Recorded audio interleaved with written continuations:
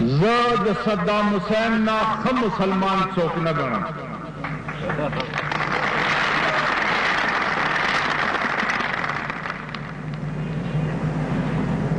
زما غوندې ډېر روټي خلاص ملیان دي او ډېر په خلوتونو کې ناست پیران دي. د صدام حسین د خپو د خاورو نه قربان شي.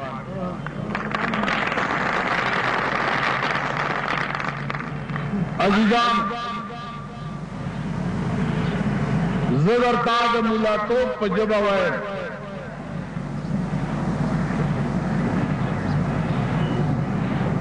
چې بعضې وخت کې د غازیانو او د مجاهدینو د آسونو د خپو په نال باندې خدای قسم خوړلی.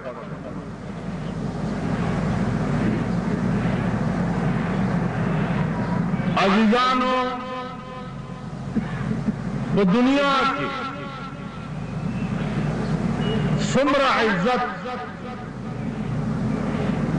او څومره وقار چې الله هغه سړي ته ورکړی دی چې کوم په میدان کې د کافر خلاف جنګیږي، دومره وقار الله پاک بل هیچا ته نه دی ورکړی.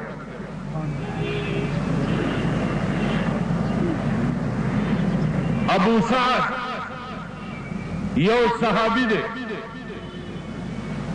هغه په یو جنگ کې جنګېده. نو یو جنگ داسې وي چې ځان بچ کوي او بل وهي. لکه دا بار پولیس وګوره، دوی د ټیمانو هغه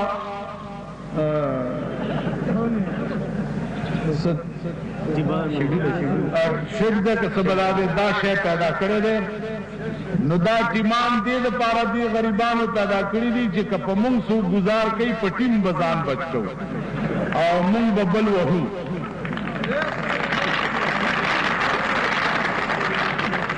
نو یو جنگ داسې وي چې هغه ځان بچ کوي او بل وهي، او یو جنگ داسې وي چې هغه سینه په مرګ اچوي. صدام حسین هغه جنگ لړاویږي چې هغه په ژوند خپله جنازه مو کړه.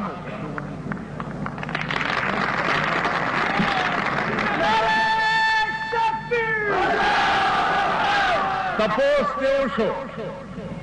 چې دا دې ولې وکړه؟ هغه وی چې زه د هغه مرګ په انتظار یم چې مرګ همیشه د لاش کېږي. نو ما خپل لاس شیندلی فرض کړی دی، نو زما جنازه به څوک کوي؟ تاسو خیال راغلی په یو جنگ کې حضرت ابو سعد داسې جنگ کولو چې هغه سینه په مرګ اچوله. نو رسول الله صلی الله علیه وسلم په جنگ کې ورمنډه کړه او په دې ملا یې وټپولو او ورته وی چې ارمی یا ابا سعد فداک ابي و امي، اے ابو سعد اولا زما مور او پلار دې تا نه قربان. عزیزانو، دا شرافت د پیغمبر په زمانه کې په ټولو مجاهدینو کې بل چاته ملاو شوی نه و چې پیغمبر چاته ووایي چې زما مور او پلار دې تا نه قربان. د هغې وجه دا وه چې ابو سعد هرې حملې سره به سینه په مرګ اچوله. نن هرې حملې سره صدام حسین سینه په مرګ اچوله. نننی بیان دوی خو بیانونه نه ورکول زمونږ دې تالیس هټو، زمونږ خو په 43 کاله کې د سړي د زوی حکومت اړو راغلی خو اجراګانو نه خلاصېږو، په ښځو اورو، ښځو نه خلاصېږو، په اجراګانو اورو.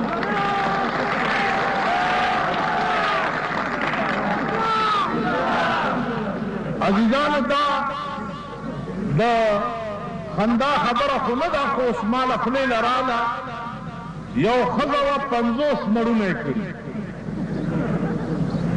نو ښځه ورته ووایي چې دا ته څه کوې تیار یو مېړه وکړې ځان ته خلاص کړې. نو هغې ورته ووایي چې خورې زما په قسمت کې اډو ښه مېړه نشته خو کوم یو چې وکړم جوړ مې ورسره را نه شي. نو پاکستان هغه ښځې دي چې د دوی په قسمت کې اډو ښه حکومت نشته. هر یو چې راځي د اسلام نوم بالي. تاسو وګورئ 43 کاله هر یو چې راغلی دی اسلام اسلام اسلام اسلام اسلام. هغه اسلام پاکستان ته په 43 کاله کې راونه رسېد. پرون دی خویه مخې چې دا نن ایران ته لاړو د اسلامي جمهوري اتحاد په نوم باندې د قوم نه ووټ اخیستی. عزیزانو زما تاسو نه هم لږ تور دی. تاسو هم خفه نه شئ د زړې ګډې رونه یئ هر چا پسې بې بې نارې وایي. همدغه بې غیرته دي چې دا اوس په صوبایي او قومي اسمبلو کې ناست دي. دا بې غیرته که سبا بیا ودرېده دا قوم به بیا ورته پکار دا نه چې نن ستا قومي اسمبلي مستعفي شوی پکار دا وکړم. هغې اوس هم ناستې دی مینې پاسکل کې تالی سټي لګیا دی. ستا صوبایي اسمبلي پکار دا دی چې نن مستعفي شوی چې یو طرف ته په مسلمان اور بل دی او 28,000 ټن بارودونه د پیرانی پیر شیخ عبدالقادر جیلانی په قبر راغورځېږي. لعنت په هغه قوم چې تر اوسه ژوندی ولې پاتې. او دې نه پس ته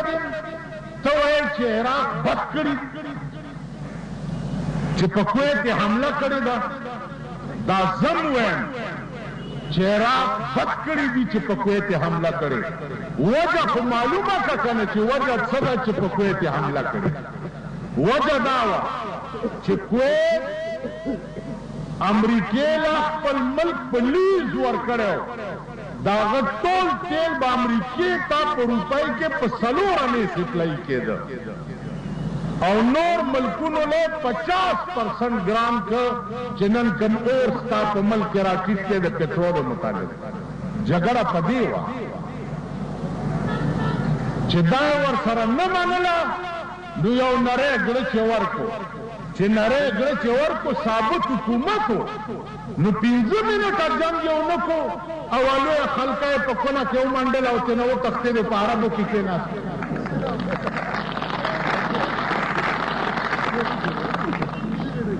15 منټه جنګ یې ونه کړو. والکه چې 100 کسه په یو سپي راغونډ شي په سپي نو هم سپام چېرته غپ خو وکړي که نه کوي که نه چې 100 کسه یې راونیسي نو ده یو غپ قدر مو نه کو منډې کړې چې وتښتېده او ملک یې په ځای پرېښود. اوس خدای دی په پېښور اله ګوله راله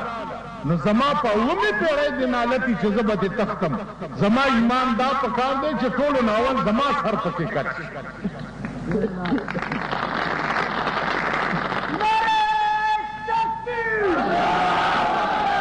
بیا عزیزانو کویت باندې قبضه وکړه عراق. دا فیصله د پاکستان او د ترکو او د مصر او د سعودي عرب کارو فیصله کول او کدا د امریکې کار. تاسو وایئ دا خو د مسلمانانو ملکونو کارو چې پرې راغونډ شوي وی چې هلکه تا مسلمان ملک سره زیاتی ولې دا د امریکې څه کارو. بیا دې شافهد ته چې دا یاره پیدا شوه چې دا سړی جوړ په مام را ټوپ کوي مسلمان ملکونو سره سلام ونه کړه او امریکې ته یې ریکویسټ وکړو او 15 لکه فوج یې په هغه ځمکه باندې کوز کړو چې په کومه ځمکه باندې پیغمبر د یهود او د عیسایي باد نه پرېښو نن په هغه ځمکه بربنډې جینکۍ د انګریزانو ګرځي راشي هغه فوټوان ما سره دي چې د عربو د کعبې په ځمکه باندې نن د امریکې بربنډې جینکۍ ګرځي تاله شرم نه درځي خو تاله زیات په زیات حکومت به تللی وی که نه ته به ورک وې صدام حسین به د عربو باچا شوی وی نو تا د امریکې د فوج نه پناه وغوښته یو مثال واورئ یو پیرو تیاره روټۍ به وله راتله تیاره و به یې خوړه عبادت به یې کولو یو 3 ورځې پې روټۍ بند شوه 3 ورځې نو چې دی لوږې ډېر تنګ کړو نو لاړو د یو یهودي په دروازه کې سوال وکړو چې وږی نو یهودي وله یو 3 روټۍ ورکړې خو چې دی را روان شو دا یهودي سپی ورپسې شو چې سپی ورپسې شو غپه غپه غپه د یو روټۍ ور واچوله چې هغه سپي وخوړه بیا یې ورپسې غپل بله یې ور واچوله چې هغه یې وخوړه بیا یې غپل بله یې ور واچوله چې هغه یې وخوړه بیا یې غپل نو دا پیر ورته وایي چې کور دې وران شه خو 3 روټۍ دې مالک را کړې وې 3 واړه مې در واچولې نو اوس ولې غاپې سپی ورته وایي چې کور ستا وران شه چې الله روټۍ در کوله نو د هغه عبادت دې کولو او چې یو 3 ورځې د امتحان دپاره در باندې روټۍ بند شوه نو رالې د خدای د دشمن په دروازه کې دې سوال نو ته لاړې د امریکې د خدای د دشمن په دروازه کې دې سوال وکړو چې هله راشه په ریاض کې زما تخت بس عزیزانو 3 تجویزه وو 3 ټول ملکونه نارې وایي کویت نه د فوج وباسي کویت نه د فوج وباسي کویت نه زمونږ دا خوایا مخې وایي کویت نه د فوج وباسي کویت نه د خوشې خبره خوب نه کړ دې کې شک نشته چې صدر برش چې دی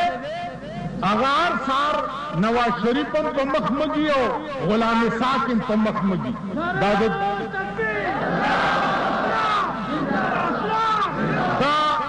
بوش نه دی برش دی دوی خپلو مخونو له ساتلی دی تاسو وګورئ نواز شریف چې تقریر کوي شونډې سرې وي سرخي یې مږي بل ته وګوره سور چرګ ترې جوړ نو دا دوی خپلو مخونو له برش ساتلی دی تاسو خیال راغی نو عرض مې دا و عزیزانو چې 3 خبرې وې 3 عراق دې د کویت نه فوج وباسي امریکا دې د سعودي نه فوج وباسي او اسرائیل دې د بیت المقدس نه فوج وباسي زما په خبره پوه خلاصه خبره که د هغې د پاسه عراق نه وځي بیا عراق ظالم لیکن تاسو په یهودو خو خبره امریکا نه کوي په اسرائیلو خبره نه کوي ویا پرېږدئ خو دی دې د عراق نه فوج وباسي هلکه چې فیصله کیا خو ټوله دی کوي ټیک شو بیا چې دی دومره د مسلمان ملک همدرد دی پرون په کابل باندې د روس فوج راغلی او که نه راغلی راغلی کابل روس قبضه کړی او تر ننه قبضه دی که نه دی امریکې دلته ولې فوجونه نه راوسته د روس په خلاف چې سترګه یې تېس وځېده ټیک شو بنګال مونږ نه هندو کټ کړی دی که نه هندو بنګالیان بنګال مونږ نه چا بوتلی اندرا ګاندي بوتلی که نه دی بوتلی دې امریکې ویلي چې زما 9 نمبر بیړه ده روانه ده او په بنګال کې به ستاسو امداد کوي ویلي د هلکانو ته پته نشته دی مشرانو ته پته دې امریکې ویلي چې 7 نمبر بیړه بنګال ته در روانه ده 7 نمبر بیړې د کپره خوړه بنګال مونږ نه کټ او هندو پکې فوج راننه ایستو او زمونږ 1 لک فوج چې دی هغه د هندو 1 کال غلامانو په هندوستان کې پراته وو که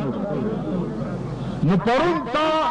ما سره په بنګال کې ولې امداد نه کولو چې بنګال د پاکستان حصه وه او مونږ نه هندو کټ کوله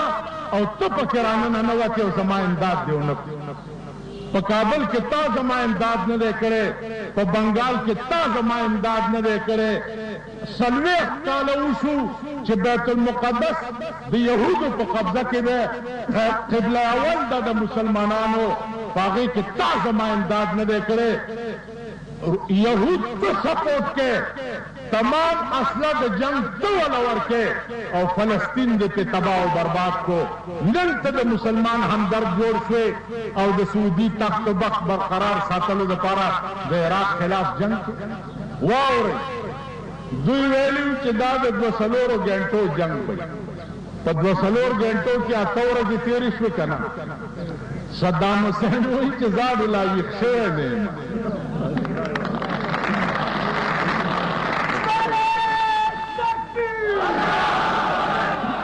زلا ودیما کده کی ایمان وی نو دې میدانی فوج را مخکې کی، کده پلاسونو وروستره نشو نو بیا به زه د مسلمانې ښځې نه نه یم ډاډه.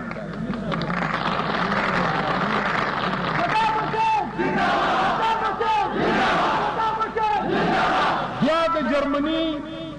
زمونږ دا کرۍ ټټوان چې دي دوی خو سمې خبرې نه کوي. د جرمني تبصره واوره، جرمني وایي چې د امریکې پایلټان چې دي هغه ناواقف دي.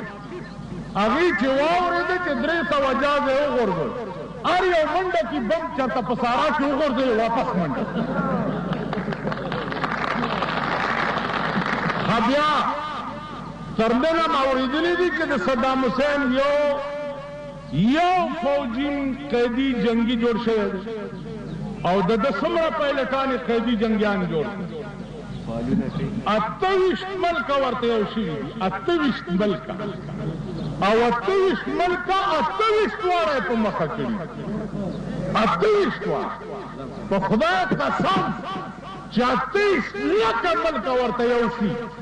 ما دا ایمان دی چې صدام حسین بول به خدای بالا کړي. عزیزانو کرامت بعد الموت حق دے. شیخ عبدالقادر جیلانی رحمت اللہ علیہ خبر، د امام ابو حنیفہ خبر، د امام شافعی خبر، د امام جعفر صادق خبر، اغی د قبرونو نه لاندې نه کمان د جنگ په سرحدونو باندې د قبرونو. نو زما عزیزانو نن د بوش د مردار مخ ته وګورئ، خوله یې نوره کږه شوې ده. اول خو ټلویزیون والاو ته دا پکار نه دي چې دا د سپي مخ په ټي وي باندې د خلکو ته ښیي، خو تاسو ته یو افسوس سره خبره کوم، دا خو وایئ چې په ټي وي دې مونږ ته مخ نه ښیي، خو دا مه کوئ که نه چې په دې ټي وي متیاز یې وکړئ د کورونو نه یې بار وغورځوئ.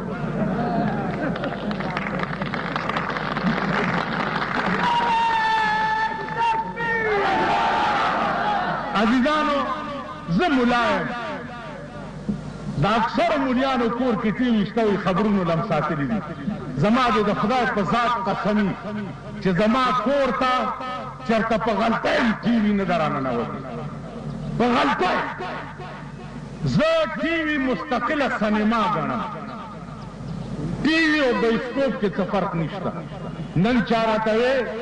چې دا بایسکوپونه دې بند شي، مال بایسکوپونه چې د چا دي هغوی ته وایي چې بند دي، که زمونږ څه وکړي؟ زمونږ بایسکوپ نشته چې بند دي.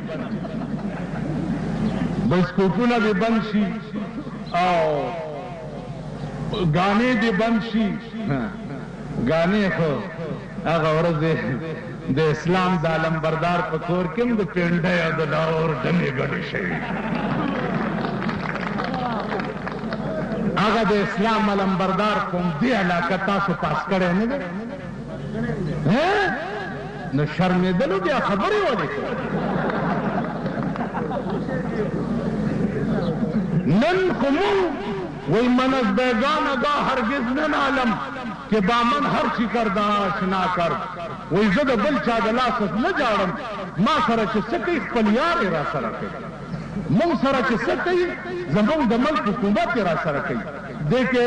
ډېر اپریدي دي په دې جلسه کې. دې اپریدو ته زه وایم چې زه د بچپن زمانه ما ته یاده ده زمون خوراک پشتر ساگ او پنیرک ساگ او د مسورو دالو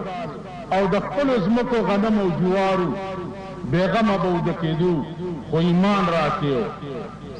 نن چې خبره ډونګو چمچو ته راله ایمان را نه ووتو ټیک شو بله دا چې هغه ورځ د یو اهم سړي د لور واده شوی نن چې لږ په خېټه موړ دی د هغې دوس د لور واده پینټرکان هوټل کې کېږي دا تاسو چې والا ووټونه ورکړي دي د هغې د لور واده پینټرکان هوټل کې کېږي د یو ټیم د روټۍ بل 7 لکه روپۍ 7 لکه